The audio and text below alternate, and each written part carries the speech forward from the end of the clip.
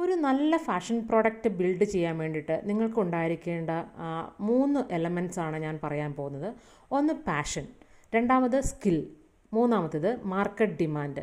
ഈ 3 ഘടകങ്ങളും ഒരു പെർഫെക്റ്റ് ബാലൻസിൽ ഒരു ട്രയാങ്കിൾ ഒത്തിണങ്ങുമ്പോൾ മാത്രമാണ് നമ്മളുടെ ഒരു ഫാഷൻ പ്രോഡക്റ്റ് സക്സസ്ഫുള്ളി നമുക്ക് ബിൽഡ് ചെയ്യാൻ സാധിക്കുന്നത്. പാഷൻ എന്ന് പറയുമ്പോൾ നമ്മൾ ഏറ്റവും ഇഷ്ടപ്പെടുന്ന കാര്യം, നമുക്ക് ഏറ്റവും ഇഷ്ടപ്പെടുന്ന കാര്യങ്ങൾ ചെയ്യുമ്പോൾ നമുക്ക് കൂടുതൽ എക്സൈറ്റ്മെൻറ്റ് ഉണ്ടാവും. അതിനകത്ത് നമ്മൾ കൂടുതൽ ഡെഡിക്കേഷൻസ് കൊടുക്കും. അതുപോലെ തന്നെ ആ പ്രൊഡക്റ്റിനകത്ത് നല്ലൊരു ക്രിയേറ്റിവിറ്റി കൊണ്ടുവരാനും ഒക്കെ ശ്രമിക്കും നമ്മൾ.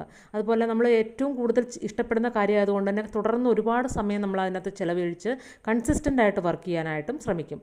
സോ ആ ഒരു പാഷൻ ഉണ്ടായിരിക്കുക എന്നുള്ളത് വളരെ ഇമ്പോർട്ടൻ്റ് ആയിട്ടുള്ള കാര്യമാണ്. ഇനി സ്കില്ല്, നമ്മൾ എന്താണോ ഏറ്റവും കൂടുതൽ ഗുഡ് അറ്റായിട്ടുള്ളത്, നമുക്ക് ഒരു പലതരത്തിലുള്ള ക്വാളിറ്റി എബിലിറ്റി ഉണ്ടായിരിക്കും.